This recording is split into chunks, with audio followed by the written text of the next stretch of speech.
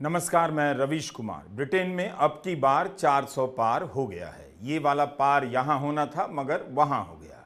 इस स्लोगन की कहानी अलग से बताता हूं। ब्रिटेन में भी लेबर पार्टी को 400 से अधिक सीटें तो आ गई हैं, मगर वहां अब की बार 400 पार लेबर पार्टी का नहीं हुआ। साफ पानी, महंगी यूनिवर्सिटी, महंगे स्कूल, महंगे इलाज से लोग इतने परेशान थे कि अब की बार पानी उनके सर से पार कर गया। समझिए इस नारे को। यह वीडियो काफी लंबा होगा, आखिर तक पूरा देखिएगा। ब्रिटेन के चुनाव के बारे में काफी कुछ जानने को मिलेगा। इसके लिए हम इस वीडियो में लंदन और भारत के बीच आर पार होते रहेंगे। सुनक का तो आपने सुन ही लिया। ब्रिटेन के आम चुनाव में उनकी पार्टी बुरी तरह हार गई है। सुनक अपना चुनाव तो जीत गए मगर पार्टी की हार स्वीकार कर ली है। पूर्व प्रधानमंत्री लिज ट्रस हार गई हैं। 90 साल में चुनाव हारने वाली पहली प्रधानमंत्री बन गई हैं। लेबर पार्टी के नेता कीयर स्टारमर नए प्रधानमंत्री होंगे। दुनिया जानने में लगी है कि स्टारमर कौन है, जिसने 14 साल से हारती आ रही और लुप्त प्राय मान ली गई लेबर पार्टी को सत्ता में पहुंचा दिया है। सुनक और सुनक सरकार के खिलाफ इतना गुस्सा था कि पूछिए मत। ब्रिटेन की जनता उनके नकारेपन से बेहद खफा हो गई।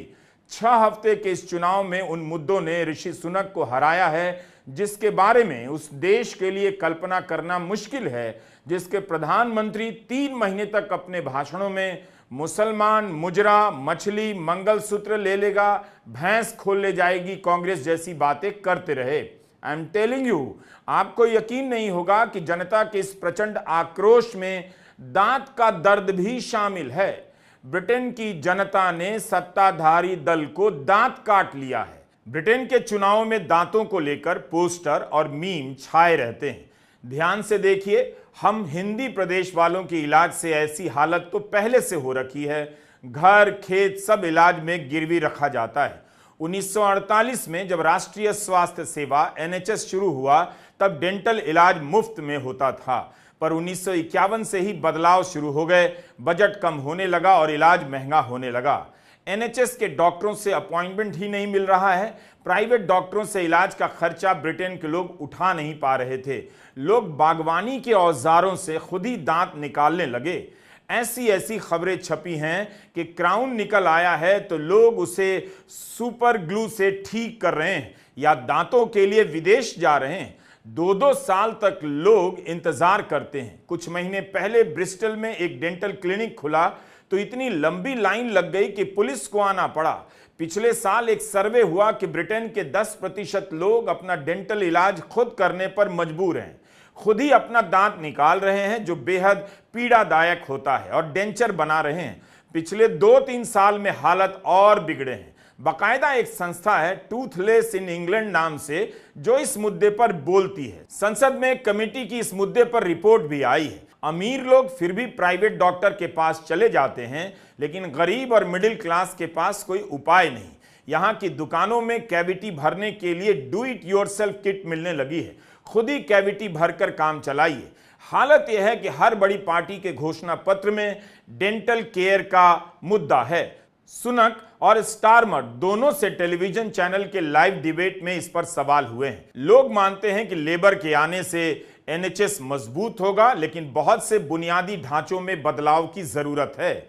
भारत छोड़कर अगर आप ब्रिटेन में बसना चाहते हैं तो एक झोला मंजन और दातुन लेते जाइएगा। कोई दांत खराब है तो सहारनपुर में ही उखड़वा लीजिए। बता देते हैं अभी से, इसलिए ये वीडियो पूरा देखिएगा, काफी मेहनत लगी है।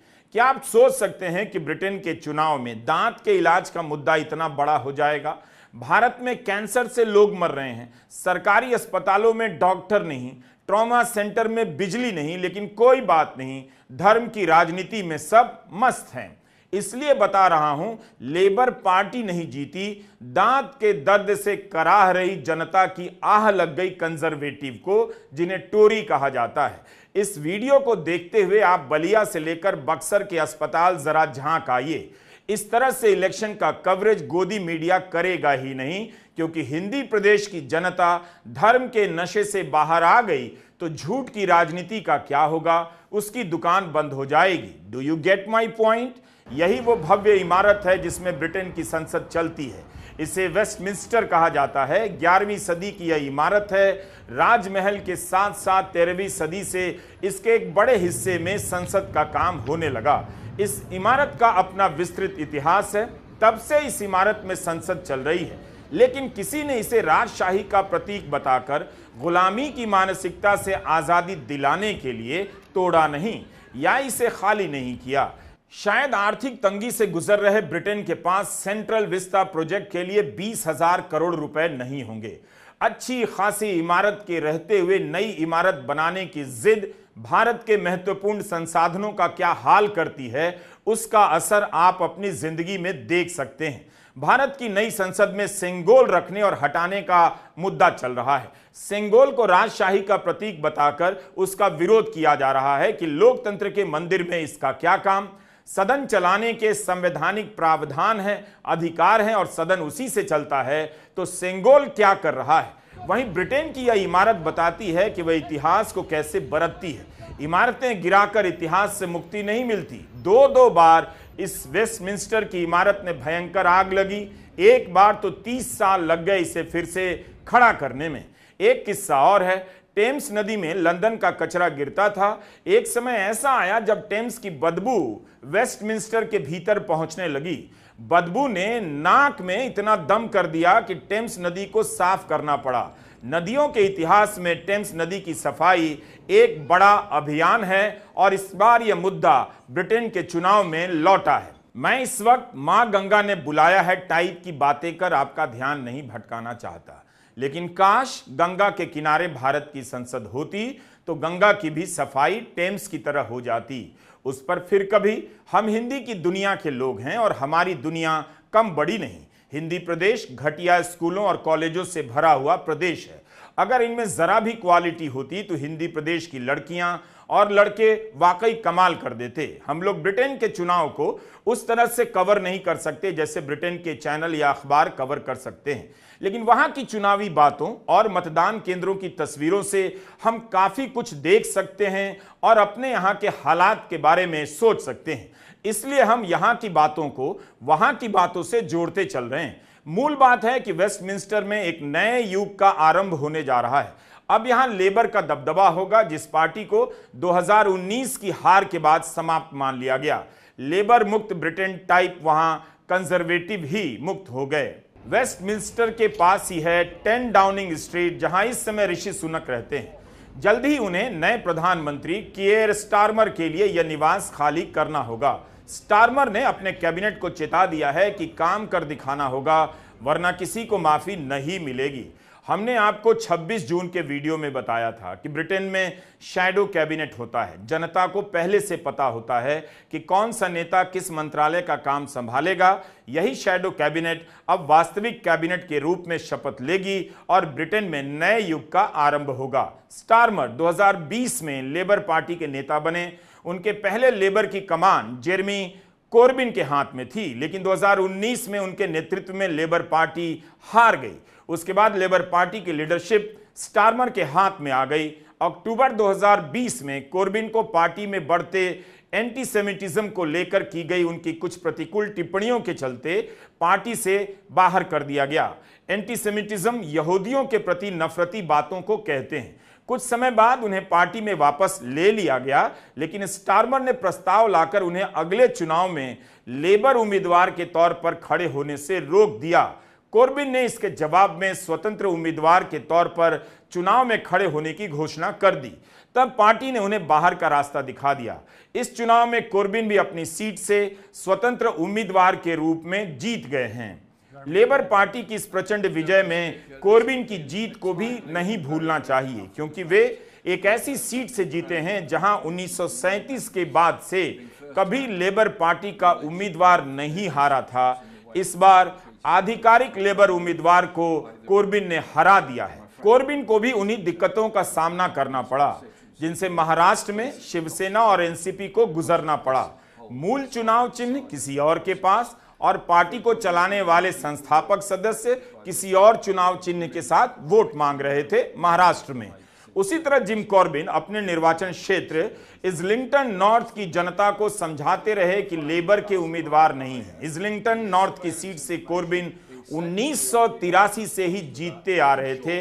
इस बार निर्दलीय जीत गए। लेबर पार्टी की इस प्रचंड आंधी में लेबर का बागी जीत गया। जीत के बाद कॉर्बिन ने कहा है वे संसद में स्टारमर पर नजर बनाए रखेंगे कि वे अपने वादों को ठीक से पूरा करते हैं या नहीं। कॉर्बिन गजा में युद्ध रोके जाने की मांग उठा रहे हैं और इजराइल को हथियारों की सप्लाई फौरन रोके जाने के पक्ष में हैं।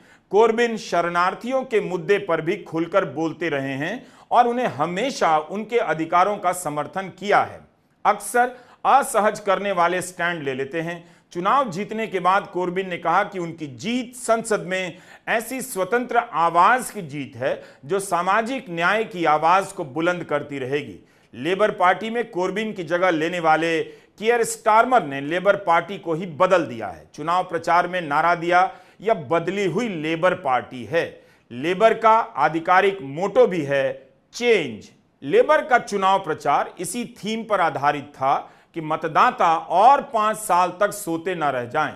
जागते रहो टाइप का नारा दिया गया। लोग इतना जाग गए कि कंजर्वेटिव को ही सोते रहने के लिए कह दिया।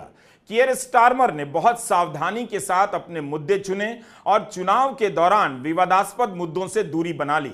2016 में ब्रिटेन में जनमत संग्रह हुआ, इसे ब्रेक्सिट कहते हैं। ब्रेक्सिट का फैसला यह हुआ कि ब्रिटेन यूरोपियन यूनियन से अलग होगा। इस दौरान बहुत सारे झूठ और भ्रामक तथ्यों की आंधी चली। उम्मीद की जा रही है कि स्टारमर इसकी जांच बिठाएंगे कि ब्रेक्सिट से ब्रिटेन के कारोबार और आर्थिक जीवन को कितना नुकसान हुआ या कितना फायदा हुआ। चुनाव में स्टारमर इस पर चुप रहे क्योंकि नुकसान हो सकता था, लेकिन जीतने के बाद उन पर नजर होगी कि वे ब्रेक्सिट का राग छेड़ते हैं या नहीं। 1997 में जब लेबर की सरकार बनी तब बैंक ऑफ इंग्लैंड का राष्ट्रीयकरण किया गया। इस बार चुनाव के दौरान लेबर ने इस तरह के वादों से ही दूरी बना ली। चुनाव से पहले कहा जा रहा था कि लेबर इस बार 1997 का रिकॉर्ड तोड़ देगी जब उसे 419 सीटें मिली थीं। अनुमान था कि इस बार 1832 का रिकॉर्ड टूटेगा, लेकिन लेबर को 411 सीटें ही मिली हैं। 1832 के चुनाव में विग पार्टी को 224 सीटों के अंतर से जीत मिली। 1924 के चुनाव में कंजर्वेटिव्स यानी टोरी को 210 सीटों के अंतर से जीत मिली थी। 1924 का रिकॉर्ड टूटने के करीब है। ब्रिटेन के चुनावी इतिहास में ये नतीजे हर तरह से ऐतिहासिक हैं। ब्रिटेन के इतिहास में 1832 के चुनाव इस मायने में भी ऐतिहासिक हैं कि इस जीत के बाद ही प्रधानमंत्री अर्ल ग्रे ने कानून बनाकर ब्रिटिश साम्राज्य में दास प्रथा पर रोक लगा दी थी। ब्रिटेन की संसद में 650 सीटें हैं। बहुमत के लिए 326 सीटों की जरूरत होती है। लेबर पार्टी को अभी तक जो नतीजे आए हैं 411 सीटें मिल चुकी हैं जब तक मैं रिकॉर्ड कर रहा हूं। कंजर्वेटिव को 247 से अधिक सीटों का नुकसान हो चुका है। ब्रिटेन के मतदान केंद्रों पर भारत की तरफ भीड़ नहीं होती, लेकिन वहां सुबह 7 बजे से लेकर रात 10 बजे तक मतदान होता है। यहां 10 लाख भारतीय मूल के लोग हैं जो वोट करते हैं। कॉमनवेल्थ का हिस्सा होने के कारण अगर आप मई में अयोध्या में वोट डालने के बाद लंदन चले गए हैं तो वहां भी वोट डाल सकते हैं। बस ब्रिटेन में बैलेट पेपर से चुनाव होता है और नीली स्याही की जगह पेंसिल से आपको उम्मीदवार के आगे क्रॉस करना पड़ता है। ये एसेक्स यूनिवर्सिटी का वीडियो है। आप देख सकते हैं कि कैसे छात्रों को वोट करने के लिए प्रेरित किया जा रहा है। किसी पार्टी का चिन्ह यहां नहीं है, पर छात्रों से कहा जा रहा है कि वोट जरूर करें। जगह जगह इसे लेकर जानकारी दी गई है। यह एक निजी यूनिवर्सिटी है, इसलिए हम सरकारी यूनिवर्सिटी के बारे में दावा नहीं कर सकते कि वहां चुनाव के समय कैसा माहौल रहा होगा। मतदान के दिन कैसे रिपोर्टिंग की जाए, इसे लेकर ब्रिटेन में बहुत सख्त नियम बनाए गए। आप किसी भी नेता का बयान चैनल या ऑनलाइन वेबसाइट पर नहीं दिखा सकते थे, कोई ओपिनियन पोल नहीं दिखा सकते थे और चुनाव के मुद्दों की बात नहीं कर सकते थे। अमेरिका में तो उम्मीदवार उस वक्त भी प्रचार कर रहा होता है जब लोग वोट डाल रहे होते हैं। ब्रिटेन में इस पर पूरी तरह से रोक लगा दी गई। ऐसा इसलिए किया जाता है ताकि टीवी पर एक ही आदमी तपस्या करता हुआ दिखाई ना दे भारत की तरह, दूसरे और भी नेता दिखें या फिर कोई दिखे ही ना। यह संभव नहीं तो ब्रिटेन की नियामक संस्थान ऑफिस ऑफ कम्युनिकेशन ने रोक लगा दी। मतलब इस तरह के कंटेंट पर भी रोक है कि उसे देखते ही मतदाता उम्मीदवार के बारे में बात करने लग जाए, उसके मुद्दों के बारे में बात करने लग जाए, जो भी प्रकाशित होना है मतदान के दिन के पहले होना है और उसे हटाने की जरूरत नहीं। यही नहीं, मतदान के दिन आप मतदान केंद्र के बाहर मतदाता का इंटरव्यू नहीं कर सकते हैं और ना ही एंकर इस तरह की अटकलें लगा सकता है कि कौन हारा कौन जीता। यह भी नियम है कि किसी चैनल ने इन नियमों को तोड़ा तो संपादक और रिपोर्टर को जेल हो सकती है। भारत में जब मतदान चल रहे थे तब टेलीविजन पर मोदी जी का इंटरव्यू चल रहा होता था, पूरे दिन उन्हीं का इंटरव्यू चलता था। यह सब भी हिंदी के दर्शकों को जानना चाहिए। ब्रिटेन में गजा को लेकर अलग अलग इलाकों में लगातार प्रदर्शन हुए हैं और प्रदर्शनों का यह सिलसिला कभी बंद नहीं हुआ। स्टारमर ने कभी खुलकर इसराइल के खिलाफ स्टैंड तो नहीं लिया, लेकिन तब भी जनता का गुस्सा इतना था कि चुप रहकर तमाशा देखने वाली और इसराइल का साथ देने वाली पार्टी को जनता ने उड़ा दिया। लेबर पार्टी के कई सांसद गजा में जारी हिंसा के खिलाफ बताए जाते हैं। सरकार बनते ही उनका स्टारमर पर दबाव बढ़ सकता है कि वे कोई स्टैंड लें और साफ साफ कहें कि इसराइल अंतर्राष्ट्रीय कानूनों का पालन कर रहा है या नहीं। स्टारमर की सरकार इसराइल को हथियार बेचना बंद करेगी या नहीं, जल्दी ही उन्हें अपनी नीतियों को स्पष्ट करना होगा। लेकिन मुझे लगता है कि नीतियों पर ज्यादा उम्मीद नहीं रखनी चाहिए कि लेबर पार्टी के राज में कोई बड़ा बदलाव हो जाएगा। लेकिन लेबर पार्टी में एक सांसद हैं एंडी स्लॉटर, जिनके बारे में मशहूर लेखक विलियम डेलरिम्पल ने लिखा है कि उन्होंने गजा पर स्टारमर के स्टैंड का विरोध किया तो पार्टी ने उन्हें शैडो सॉलिसिटर जनरल के पद से हटा दिया। बड़ी जीत के बावजूद चुनावी नतीजों में कुछ जगहों पर लेबर को अपनी ढुलमुल गजा नीति का नुकसान झेलना पड़ा है। 4 सीटों पर उनके उम्मीदवार गजा समर्थक स्वतंत्र उम्मीदवारों से हारे हैं। हारने वालों में एक उम्मीदवार तो स्टारमर की शैडो कैबिनेट के मिनिस्टर भी थे। इस नतीजे से अमेरिका में जो बाइडेन की घबराहट बढ़ सकती है। 14 अगस्त को शिकागो में डेमोक्रेटिक नेशनलिस्ट कन्वेंशन होने जा रहा है। हो सकता है वहां बाइडेन पर चुनाव से हटने का दबाव बढ़ जाए। 2 तरीके हैं ब्रिटेन के नतीजों को देखने के लिए। जो नेता जीता है उसका मोदी मोदी टाइप किया जाए, या फिर जिन मुद्दों से इतना बड़ा बदलाव आया है उसमें झांक कर देखा जाए। भारत में साफ पानी का मुद्दा कितना बड़ा है। अमीर से लेकर आम गरीब तक साफ पानी के लिए अपने बजट का बड़ा हिस्सा खर्च करने लगे हैं। घर घर में पानी साफ कर पीने की मशीनें लग गई हैं हजारों रुपए की। इन सब का खर्चा जोड़िए तो पता चलेगा कि पानी कितना बड़ा मुद्दा है। इसलिए चुनाव हार चुकी कंजर्वेटिव पार्टी को भी वादा करना पड़ा कि अब वाटर कंपनियां सीवेज ट्रीटमेंट कैसा करती हैं इसकी निगरानी सरकार करेगी, उन पर नहीं छोड़ा जाएगा। कंपनियों को जुर्माना देना होगा और जो पैसा आएगा उससे नदियों का संरक्षण होगा। पार्टी ने वादा किया था कि नदियों की स्थिति में बदलाव लाया जाएगा। सीवेज प्रदूषण को रोकने के लिए सुपर रेगुलेटर बनेगा, जिसे अधिकार दिया जाएगा कि वह वाटर कंपनी के एग्जीक्यूटिव का बोनस रोक दे। विंडरमेर नाम की एक बड़ी झील है, उसकी सफाई का मुद्दा भी इन चुनावों में सुनक की पार्टी के लिए सरदर्द बन गया। वाटर कंपनियों का घाटा भी काफी बढ़ चुका है। इस कारोबार में कोई निवेश नहीं करना चाहता क्योंकि उनका ही एकाधिकार है।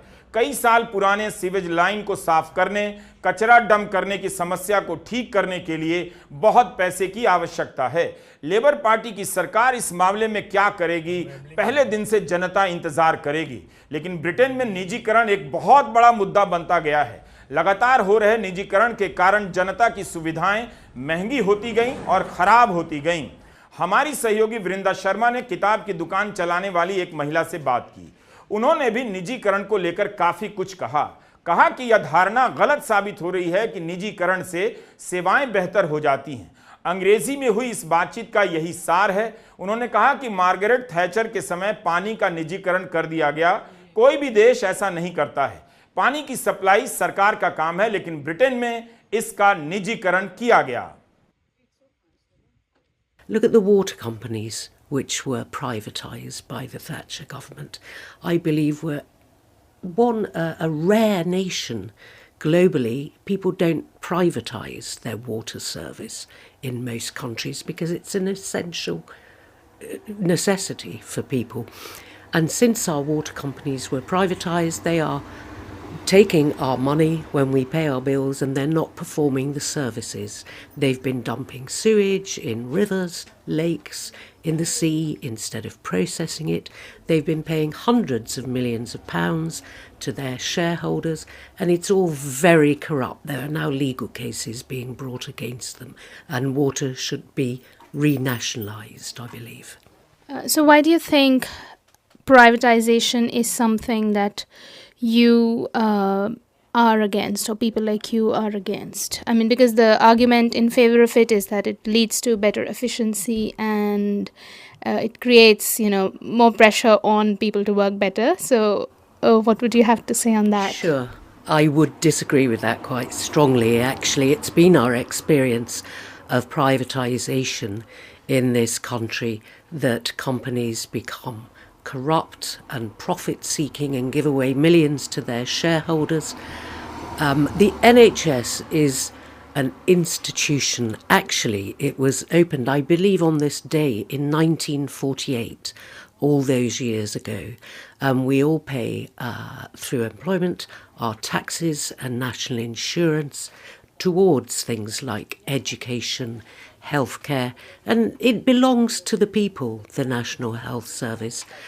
And there are efforts underway to bring in privatisation to the service, and I think that it's very wrong. You only have to look somewhere like the US to see how private medicine has failed individuals, and they end up in enormous debt simply through seeking necessary health care.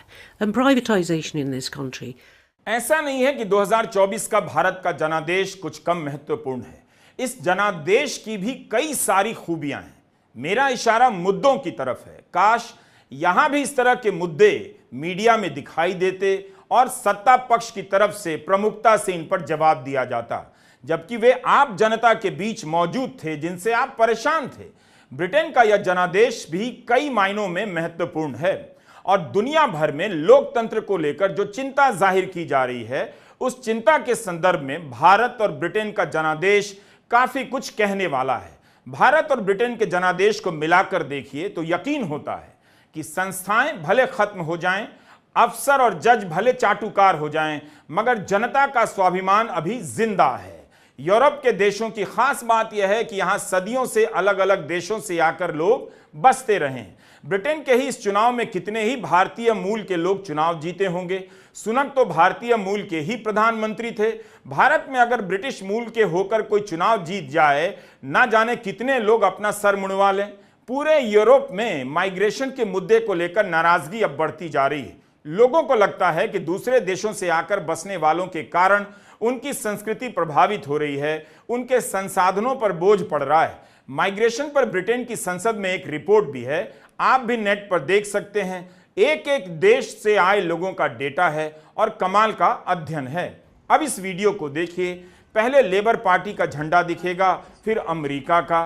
Britain में 60 लाख लोग दूसरे देशों से आकर बसे हैं। कुल आबादी का 9% माइग्रेंट है। 2023 में 12 लाख माइग्रेंट ब्रिटेन आए, लेकिन 5 लाख लोग ब्रिटेन से बाहर भी गए।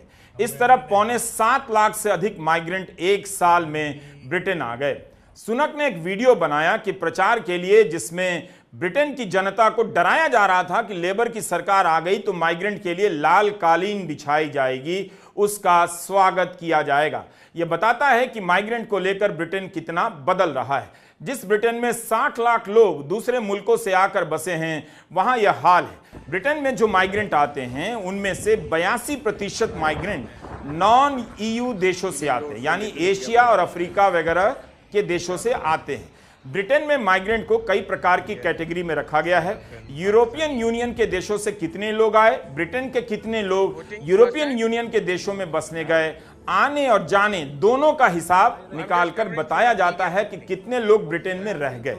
अध्ययन में बताया गया है कि नॉन यूरोपियन देशों से ज्यादातर लोग पढ़ाई के लिए यहां आते हैं। इन्हीं का खर्चा निकालने के लिए उन्हें कम समय में काम करने की जरूरत पड़ती है। भारत से 2023 के पहले 10 महीने में 7.5 लाख से अधिक छात्र दुनिया के अलग अलग देशों में पढ़ने गए। उन्हें पता है कि यहाँ के शहरों और छोटे कस्बों की बेहतरीन सुविधाएं कम से कम इस जीवन में नसीब नहीं होंगी तो यार दोस्तों से लेकर माँ बाप भी कहने लग जाते हैं कि वापस मत आना, वहीं बस जाना। कम से कम आप इस वीडियो में आसमान का रंग ही देखिए। दिल्ली में ऐसा नीला आसमान साल में 1-2 दिन दिखाई देता है।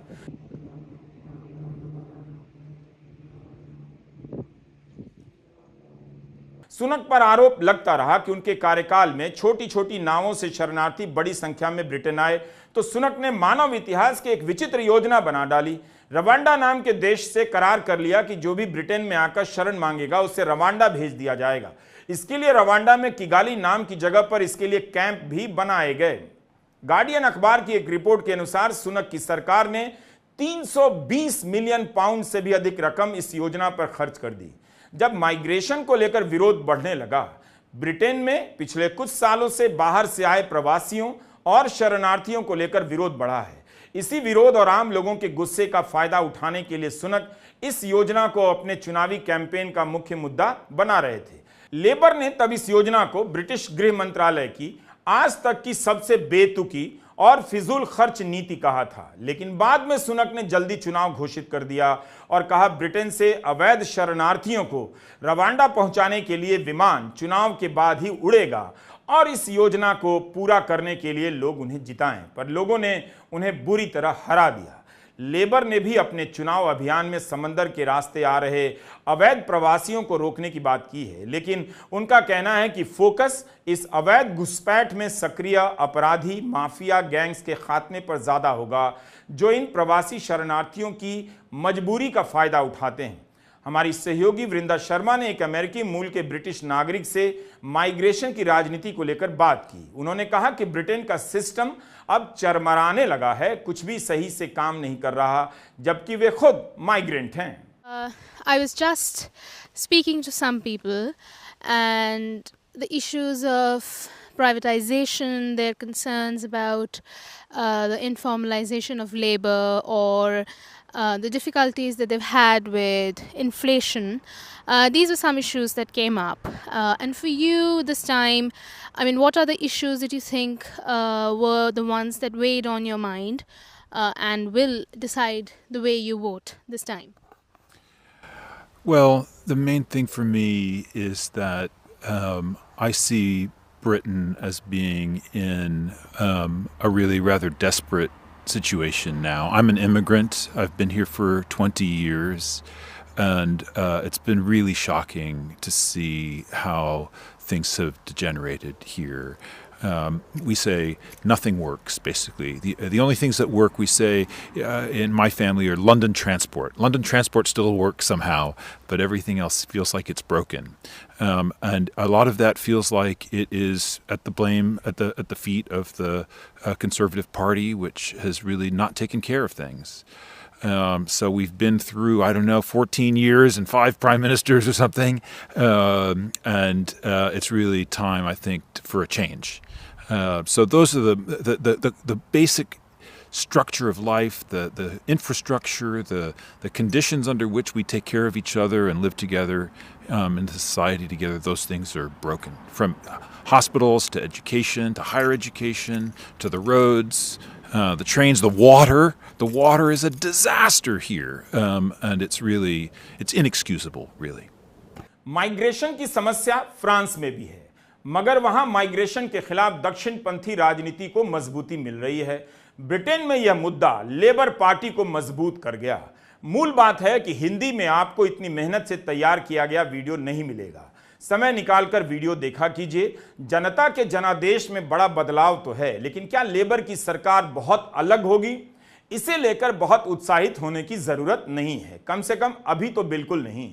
जब कोर्बिन को हटाकर स्टारमर लेबर का नेतृत्व करने आए तो 2020 में उन्होंने लेबर पार्टी को सत्ता में लाने के लिए एक घोषणा पत्र जारी किया था, जिसे 10 प्लेजेस के नाम से जाना जाता है। इसमें सबसे अमीर 5% लोगों पर इनकम टैक्स बढ़ाना, टोरी सरकार द्वारा बड़े कॉरपोरेट्स को दी जाने वाली टैक्स छूट को वापस लेना शामिल है, ब्रिटेन द्वारा बेचे जाने वाले सभी हथियार सौदों की समीक्षा करना, स्वास्थ्य, ऊर्जा, जल और रेलवे जैसे सार्वजनिक क्षेत्र की सेवाओं को निजी हाथों में जाने से रोकना जैसे कई प्रगतिशील मुद्दे थे। बाद में कियर स्टारमर इनमें से ज्यादातर से पलट गए। देखना होगा कि उनकी लेबर सरकार कंजर्वेटिव सरकार होगी या कुछ अलग होगी, पर सवाल तो पूछा जाएगा कि क्या स्टारमर अमीरों पर टैक्स लगाएंगे, रेलवे का निजीकरण रोकेंगे, बड़े कॉरपोरेट्स को मिलने वाली टैक्स छूट को रोकेंगे। ये कुछ वादे कांग्रेस के वादे से मिलते जुलते लगते हैं, कम से कम भावनाओं में, नीयत में। सार्वजनिक सेवाओं में सरकार की हिस्सेदारी क्या स्टारमर बढ़ाएंगे? गजा में चल रहे अमानवीय युद्ध पर उनकी सरकार का स्टैंड क्या होगा? चुनाव के दौरान टीवी के डिबेट में जब उनसे इस पर सवाल किया गया तो उन्होंने कह दिया, सबसे पहले देश होना चाहिए, पहले के फैसले या नजरिए पर विचार करने से पहले मैं देश के बारे में सोचूंगा। अब ये सब वो लाइनें हैं जिनके नाम पर नेता या तो पलट जाता है या गुमराह करता है या वाकई बड़े फैसले लेता है। लेकिन स्टारमर ने प्रधानमंत्री बनने से पहले ही साफ कर दिया वे बदल चुके हैं। पार्टी के पुराने वाम समर्थक कह रहे हैं स्टारमर का टोनी ब्लेयरीकरण हो गया है। आपको याद होगा टोनी ब्लेयर का काल। झूठ बोला था इसने कि इराक में सद्दाम के पास रासायनिक हथियार है। ब्रिटेन की कमेटी ने ही टोनी ब्लेयर को झूठा साबित कर दिया। सच्चाई यही है कि लेबर पार्टी बड़े अंतरों से जीत गई है, क्योंकि ब्रिटेन के लोग सत्ता में बैठे व्यक्ति या दल को हटाने का मन बना चुके थे, भले सामने विकल्प कैसा भी हो। साफ है कि वे TINA factor, there is no alternative, TINA factor जैसी बकवास चीजों में विश्वास नहीं करते। जनता ने मन बना लिया था कि कौन प्रधानमंत्री होगा यह बड़ा सवाल नहीं होना चाहिए। जो नकारा प्रधानमंत्री है, जिसके पद पर होने से कोई लाभ नहीं, उससे सबसे पहले हटाना जरूरी है, और यही ब्रिटेन की जनता ने किया। 14 साल तक सत्ता में रहने के बाद कंजर्वेटिव पार्टी ने ब्रिटेन का बहुत बुरा हाल कर दिया कि अब की बार टेम्स नदी के पार ही उसे फेंक दिया गया। लेकिन स्टारमर की कठिन परीक्षा उनकी पार्टी के भीतर से ही होगी। लेबर के सांसद ही अपने प्रधानमंत्री को चुनौती देंगे कि वे वाटर मैनेजमेंट कैसे संभालेंगे, यूनिवर्सिटी की बढ़ती फीस की समस्या को कैसे दूर करेंगे, और इतनी महंगी हो गई है फीस कि वहां के लोग पढ़ाई नहीं कर पा रहे। उम्मीद है भारत के किसी चुनाव में, खासकर हिंदी प्रदेश के चुनाव में, युवा जागेंगे ही और अपने इलाके के घटिया स्कूल, घटिया कॉलेज, घटिया यूनिवर्सिटी और घटिया अस्पताल को मुद्दा बनाएंगे। इस कारण न सिर्फ उनकी शिक्षा महंगी हो चुकी है, बल्कि इलाज भी, और तो और बिना पेपर लीक के परीक्षा नहीं होती। एक दिन हिंदी प्रदेश के युवाओं को यह सब दिखेगा और उनके बीच ब्रिटेन के नतीजों पर हमारा यह वीडियो देखा जाएगा। लेकिन धर्म की राजनीति से हिंदी प्रदेश को आज न कल दूर जाना ही होगा, वरना सब के सब बाबा तो बन जाएंगे, डॉक्टर इंजीनियर कोई नहीं बन पाएगा। बिना नोट के पर्स रखते हो, आजकल पैसे नहीं है लोगों के पास, तो उसमें मेरी इन पंक्तियों को लिखकर रख लीजिए। वीडियो शेयर करते रहिए और जागते रहिए। आज के वीडियो के लिए लंदन में रहने वाले हमारे कई दर्शकों ने वीडियो रिकॉर्ड कर भेजे। हम उन सभी के प्रति आभार व्यक्त करते हैं। आप हैं तो हमारी दुनिया है। आप सभी को बहुत सारा प्यार। नमस्कार, मैं रवीश कुमार।